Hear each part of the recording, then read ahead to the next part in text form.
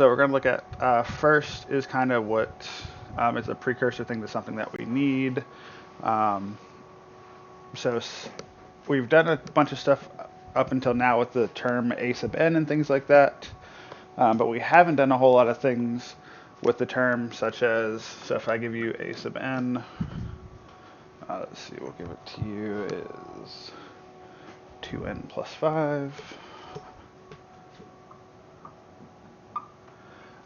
So if we have a generic term, we already figured it out, no big deal.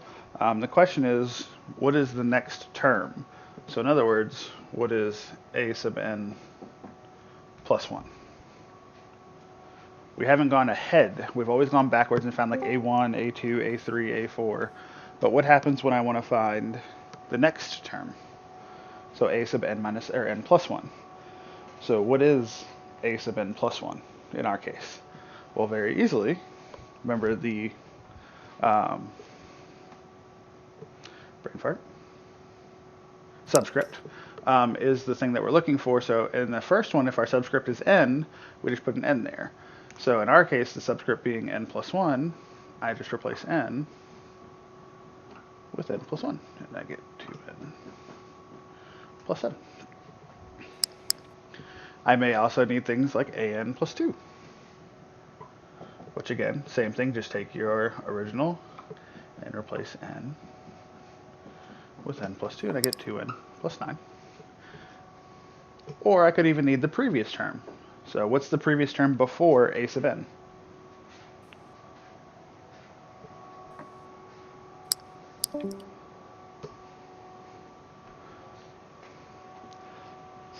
Anybody, what's the term before a sub n? A sub n minus 1. Very good, Miss Madison. So just replace again the n with n minus 1. Plus 5, and you get 2n plus 3, etc., etc. You need to be able to easily find those terms because we're going to be required to use them and show them out today and things like that. Does that make sense on how I find all of those?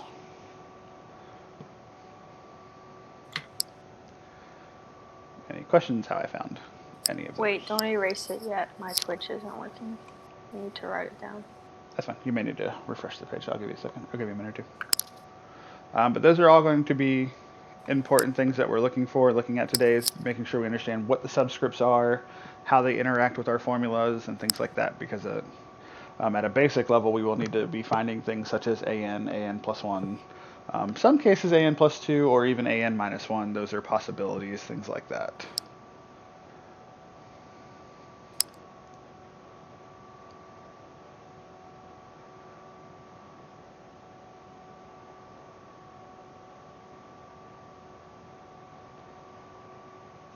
Let me know when you got it, Madeline. It's loading right now. Okay. I had to restart my whole computer. No problem.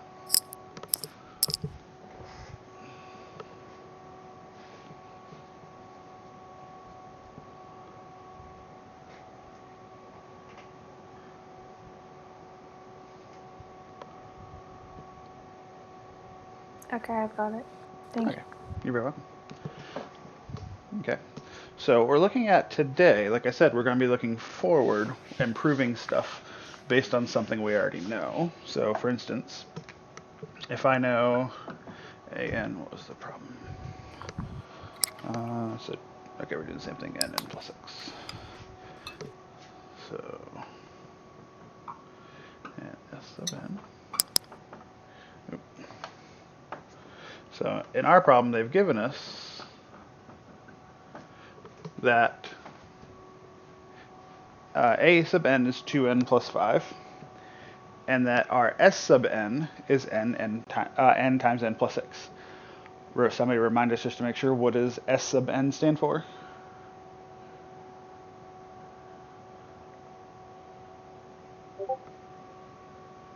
Something with the summation notation. Isn't it like the sum of the numbers? Right, so that's not summation notation. Remember, summation notation is the squiggly E thing with the eyes and all that kind of stuff.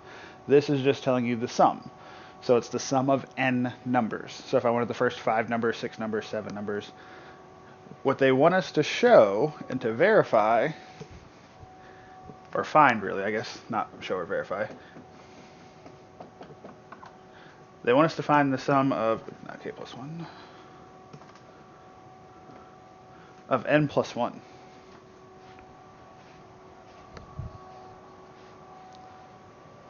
So how do I find the sum of n plus 1?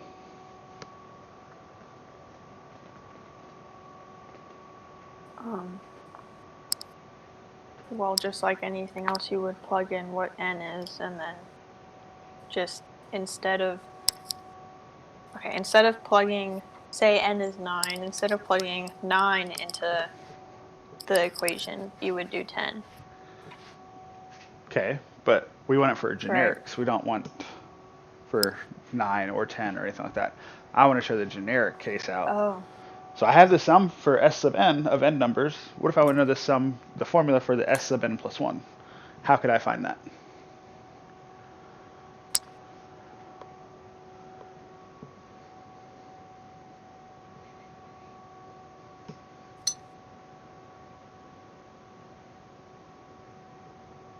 Think back to what I just showed you on the last part. You So, plug it into the equation. yes, good job, Miss Abby and Miss Madison.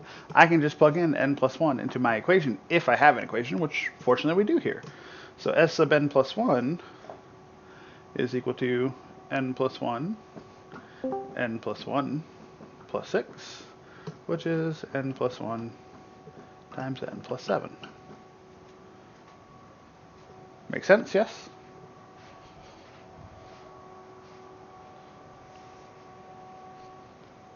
Yes. Okay. But here's the question. How do I know that's correct? What tells me that I can do that? How do I know? Well, at this point, we haven't really shown anything to say how that is. So we're going to go off the assumption this is correct. Okay, great. But how can we verify that? How can we make sure that is actually what it's supposed to be?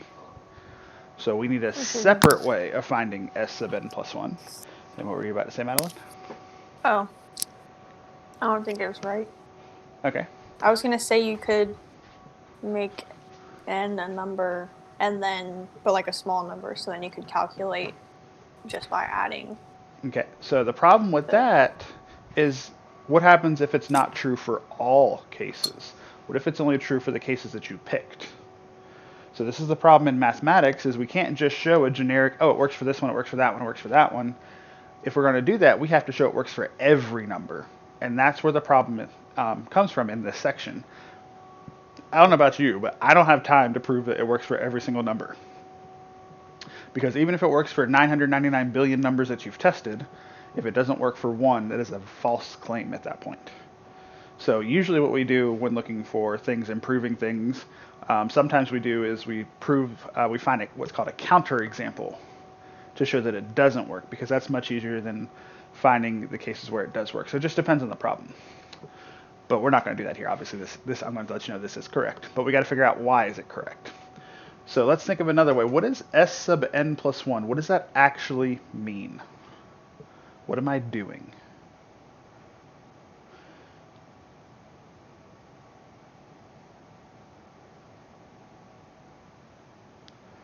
Again, s sub n plus 1. What does that mean? If I gave you that problem.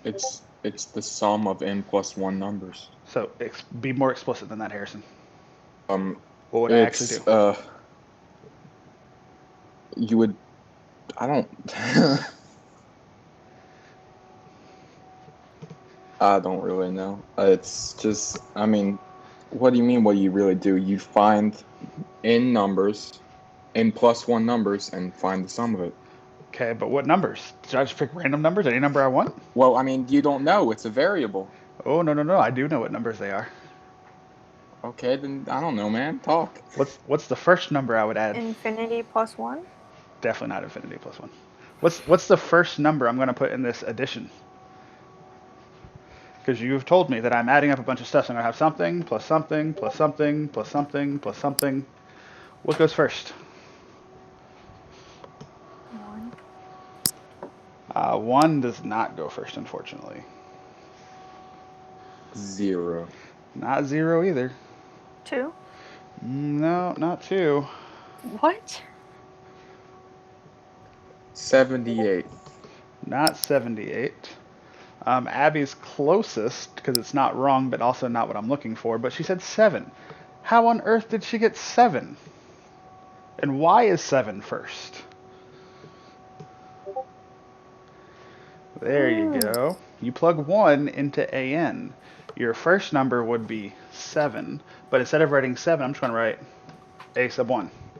Remember, your first term in a summation is A sub 1, then A sub 2, then A sub 3, then A sub 4, then A sub 5, etc., etc. Where am I going to stop this summation, though?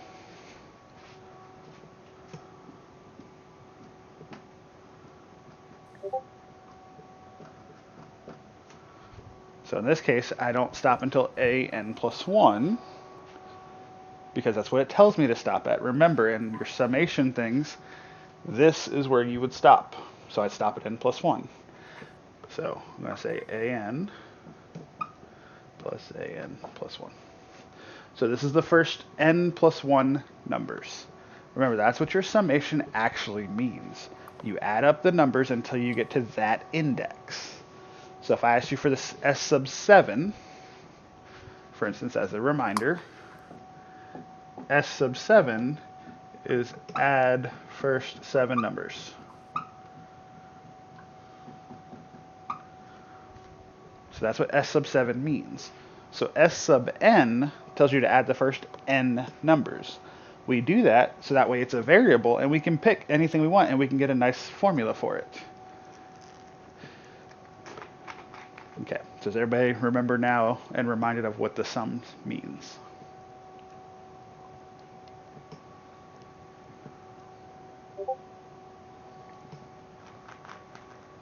Yes.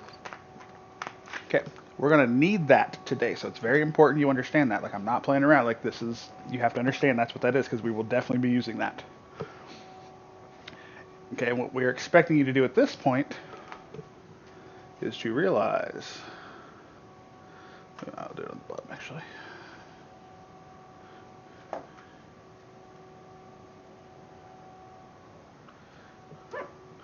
What is the thing I've just highlighted? So the A1 through AN as it's coming up on the board or on the screen.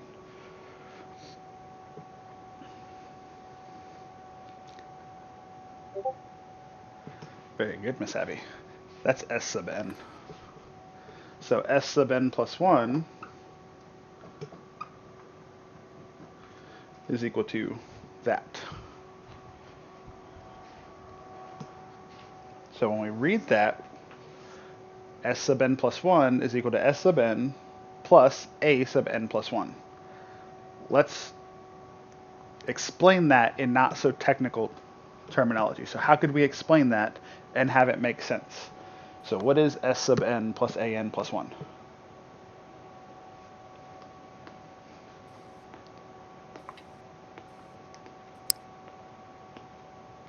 It's, you just add the sum of the first n terms and then the one after that. Perfect. S sub n is the first n terms, and then add the next one. Well, isn't that what Because S... it's all addition, so you can just break it up. Very good. So to get the sum of the n plus 1 terms, if I know the sum of the n terms, I just add the next term to it. Well, that makes sense.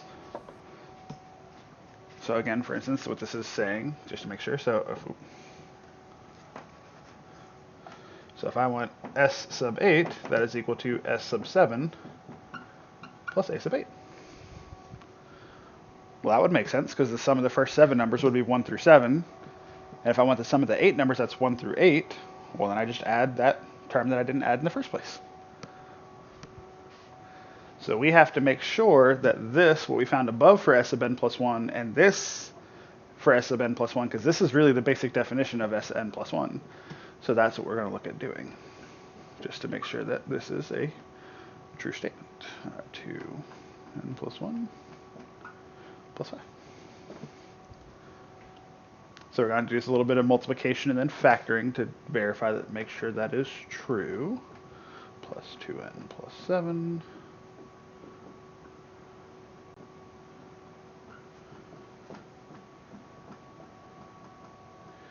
And notice that we came out to the same result.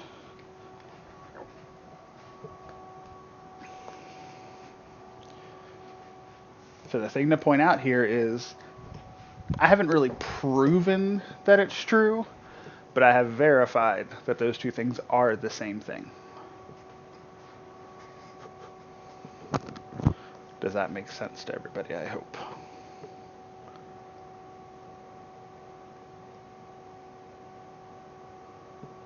Yes, mostly for now.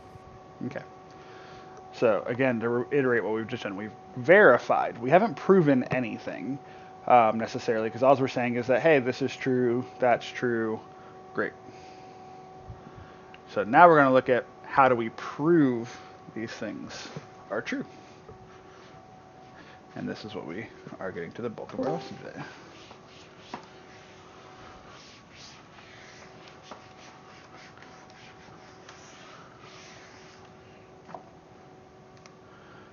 This is where we get to start a little more to the left.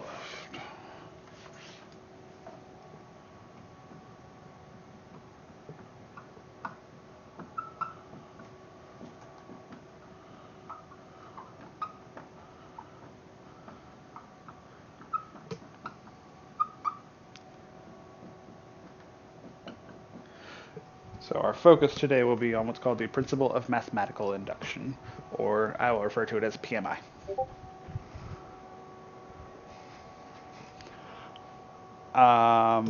Okay. The only color I really have that works presently at the moment is red, because I haven't been able to make it to the store to buy new markers. So the black and the blue are almost dead. So that's why I'm writing in red at this point.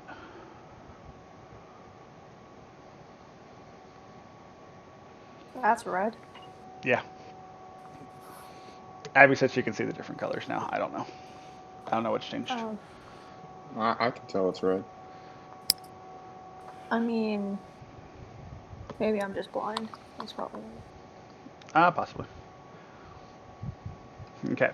So here is what principle of mathematical induction is. Step 1. You show that the n equals 1 case is true.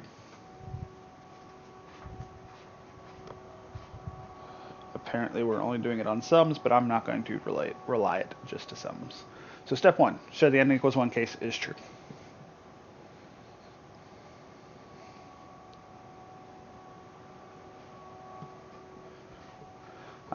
So the n equals 1 case is just the basic case. So in our previous steps, if the s sub 1, et cetera, et cetera. So you're just showing that it's true for the first case, because we need that. So this is what we call the first case. Step 2 is you assume true for n equals k. There's a reason we have to do it for n equals k, and you'll see why here in a second.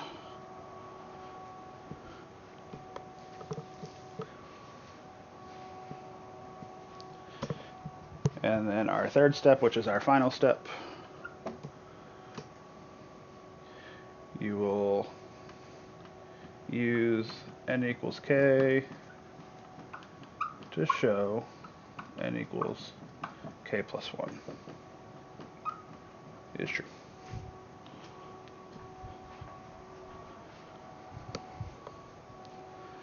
So we call this the case step, or case,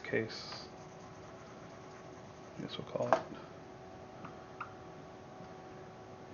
And this is the k plus first case. So those are our 3 steps to showing mathematical induction and showing your first real mathematical proof.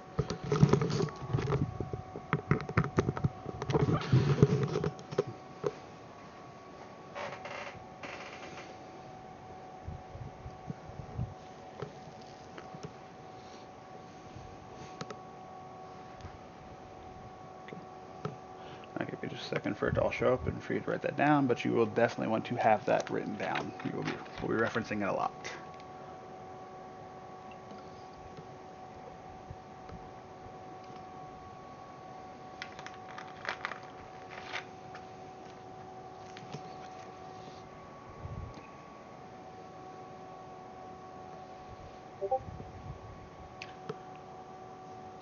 K is just a number. It's some random case.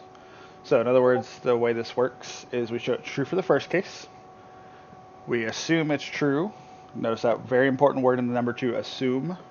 We are assuming that it's true. For any other case, the K case. And then we show it is true for the K plus first case.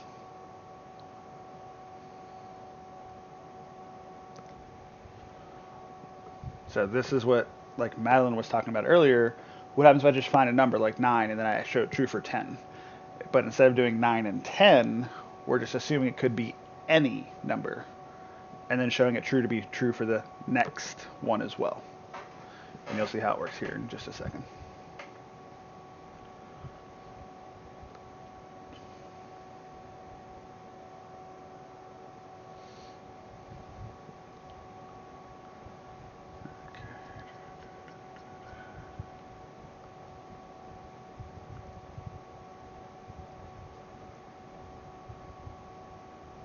Okay, does everybody have that written down before I move on?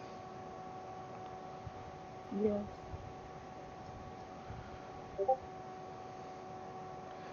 Anybody not have it written down before I erase it?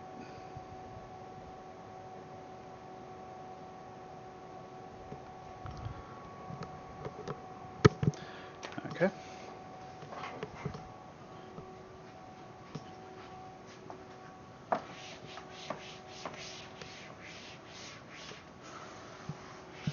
Alright, so we'll start off with a relatively easy one.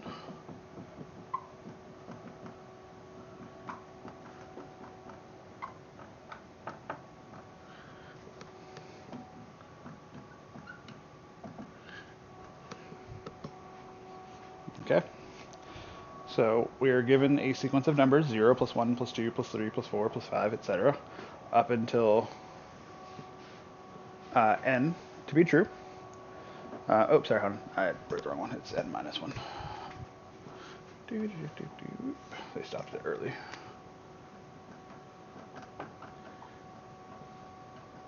My bad. I'll put that in parentheses.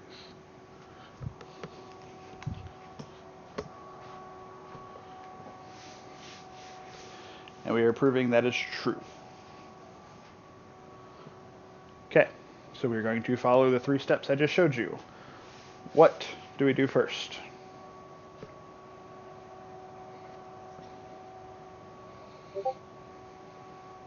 Show that n equals 1.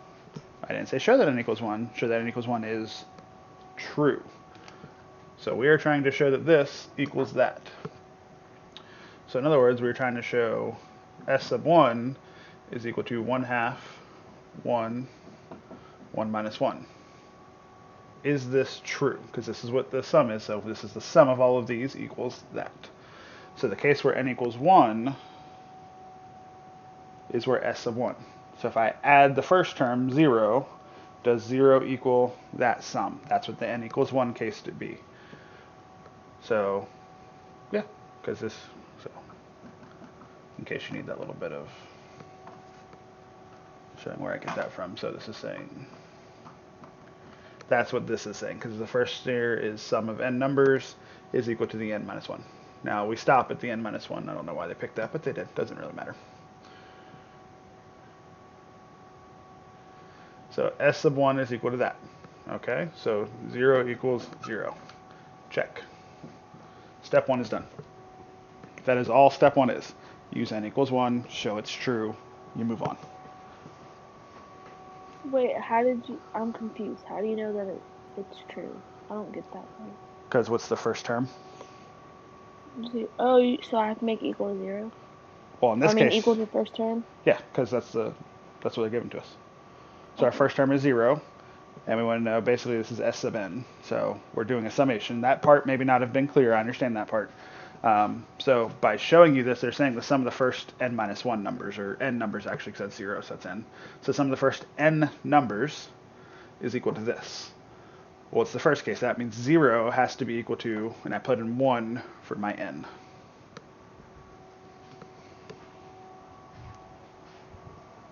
And obviously 1/2 times 1 times 1 minus 1 is 0. Make sense?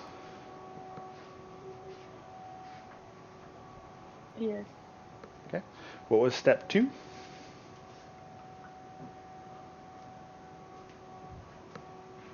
Assume that it's true for n equals k. Okay, so this is probably what I would say is the easiest step by far. You write the word assume. You have to write that word assume. If you don't, it's not right. And then you replace n's with k's. So you assume s sub k is equal to 1/2 k, k minus 1. That is the entirety of step 2. But it's very important that you include that word assume.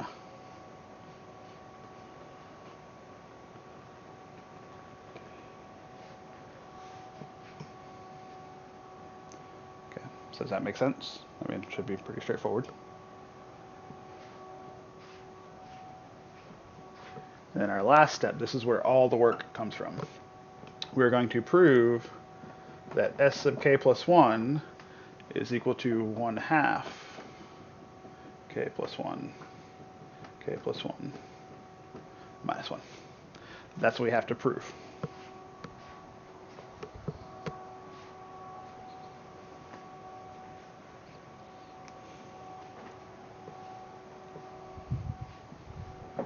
So the question is, how do I prove that?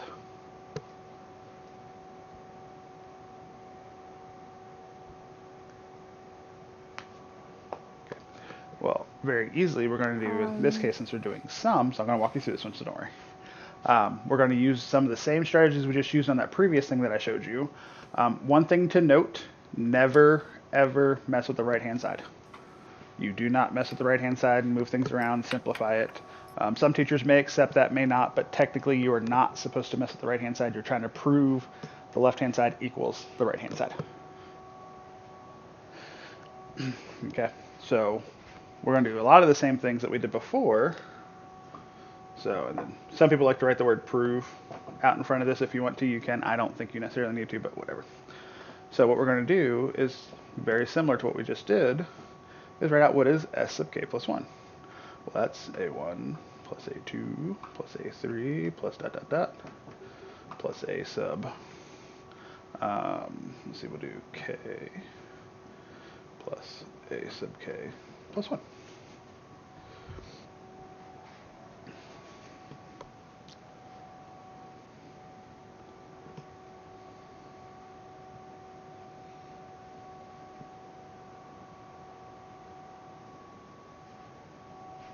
Makes sense, hopefully.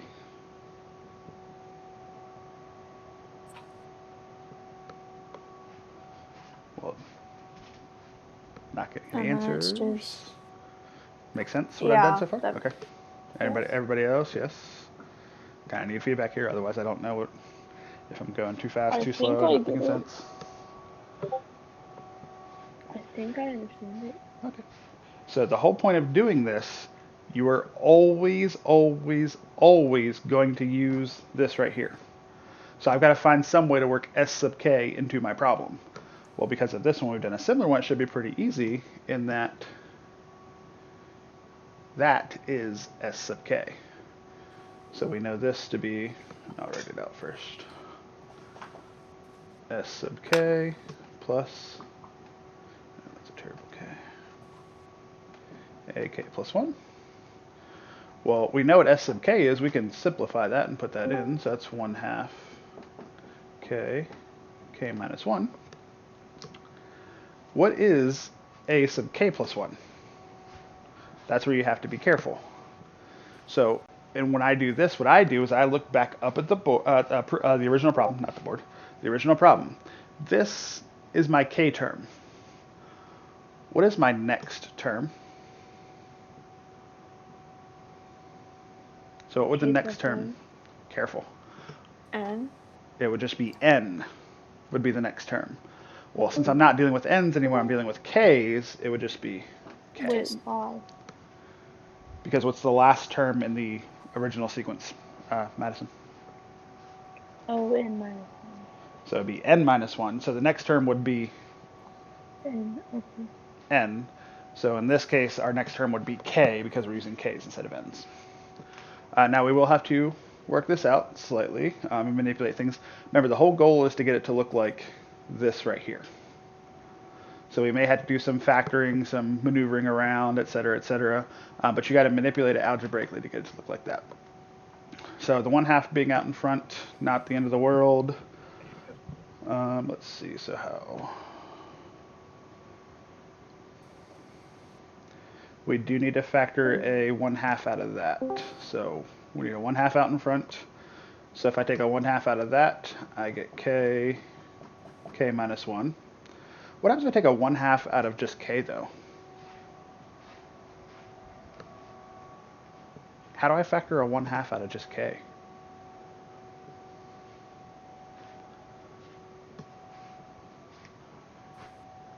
Remember, what is factoring? Hopefully somebody remembers. Not quite, Miss Abby. Somebody remind us, what is factoring? Division. Division. So what happens if I divide by 1/2? Multiply by 2. I multiply by 2. So if I take a 1/2 out of k, I get 2k. Does everybody see how I did that?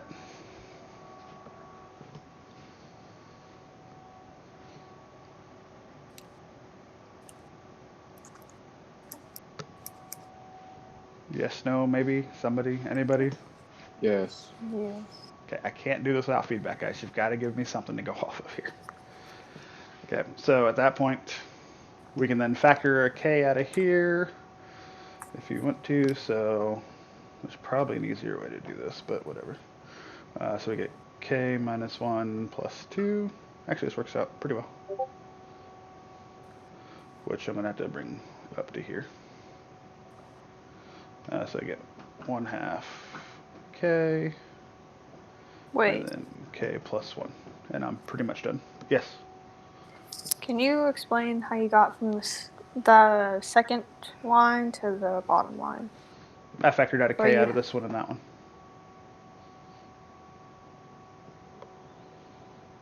Okay.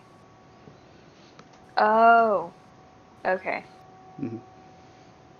I don't get how you got like the plus K from the. No. Where? This plus k?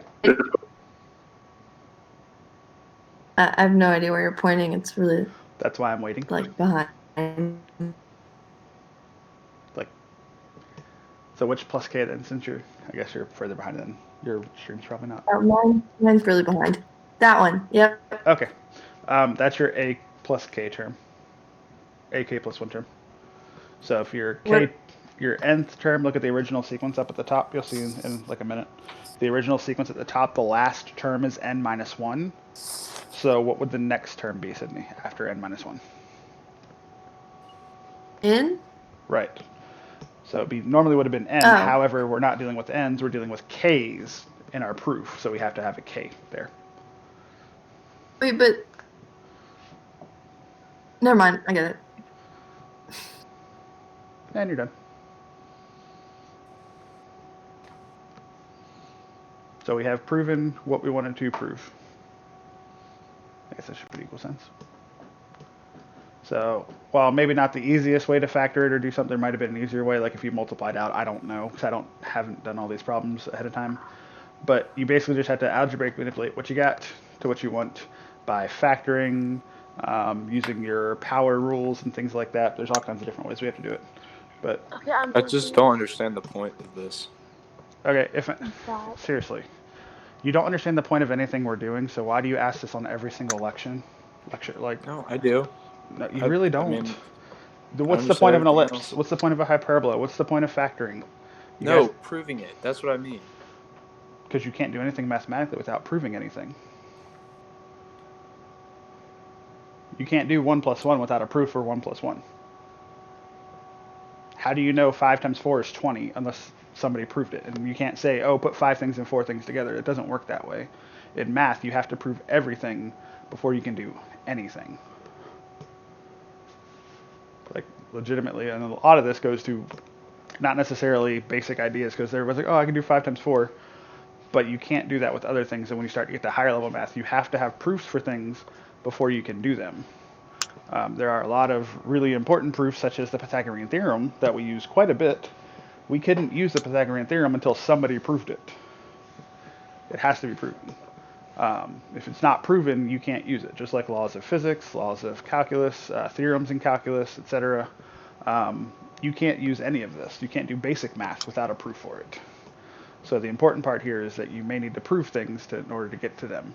And I mean, some things become more difficult. This is a very weak proof, to be honest. This is called weak mathematical induction when you get to higher math. But it's the basic steps of learning how to prove things. I'm confused. On what? How did you go from 1/2 k plus 1 to the answer? I'm confused. What is k plus 1 minus 1? Me too. K plus what? What's k plus 1 minus 1? K. Okay. So I just rewrote k. Wait, where did you get that from, though? Where'd I get what from? The k minus 1 thing. I factored on the bottom. So when you factor on the bottom, you get k minus 1 plus 1, or plus 2, which gives you k plus 1, which is what I wanted, and I factored out a k, so it gives me the k. So the top line there is the factored form of the bottom line. And then you just had to manipulate k to be k plus 1 minus 1, because that's what the original form wanted. Okay. So specifically, I did this one to show you that trick. Anytime you want something like k plus 1 or k, you can rewrite that as k plus 1 minus 1. You could rewrite it as k plus 2 minus 2. Those are all viable things you can do. What if it doesn't work out? And it will work out. If they're telling you to prove it, it will work out. We're not going to trick you and give you one that doesn't work. Yeah, no, not in this class, like I said, especially. Once you get to higher math, especially this would be something in a class called like number theory. If you ever take that in college, not a lot of people do, to be honest. But you'll learn a lot more about this kind of stuff and more and better cases. What's called strong mathematical induction versus this weak mathematical induction. At that point, you learn different ways to prove things and different stuff like that. But this is a very basic case, and we're not going to give you ones that don't work. We're not going to say, hey, is this true? Yes or no. We're going to say, prove this is true. So you know it will work out.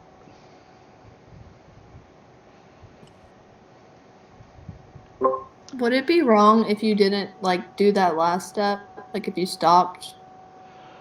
I say yes. Other people don't. So I can't tell you. In a real proof, you have to get back to where you started. And where you start is k plus 1 minus 1 in there. So some people will allow you to kind of manipulate the right-hand side a little bit at the beginning and work it to there. Others won't. It just depends on the teacher, to be honest. Me being the math person, I would tell you that it's not 100% correct. All your work would be great, but I would have to count off like a point, so it's not like the end of the world type idea. Other teachers would say, hey, that's perfect, it's great, you got it. So I can't really speak for Miss Bedford. But I will tell you it's like a minor point. So if you don't have the last line, but you have the one right before it, that's like maybe a point off at most, depending on how mean she wants to be. It also depends on the problem. How do you know that you should keep going like that? Until you get the prove line. So until you get what'll be circled on your board in a minute, until you get the circled line, you're not done. Once you get what you have started with, what you're trying to prove, then you're done. And like I said, I don't accept the prove line being manipulated in any way. Other teachers would. Some teachers would let you simplify that prove line to being 1/2 k plus 1 times k. And other teachers won't. I personally wouldn't. I don't know if she would. It's not common that they end up being like a k plus 1 minus 1 type idea. and things like that. But I, again, personally, I would require you to go and put exactly what that proof line says. I can't guarantee for what she would do.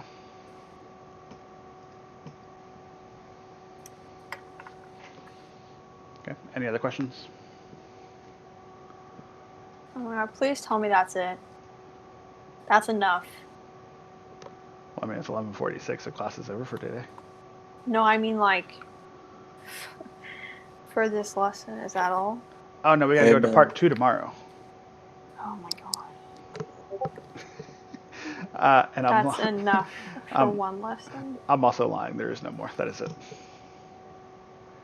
That is all there Oh is my. practicing mathematical induction. Okay, fine.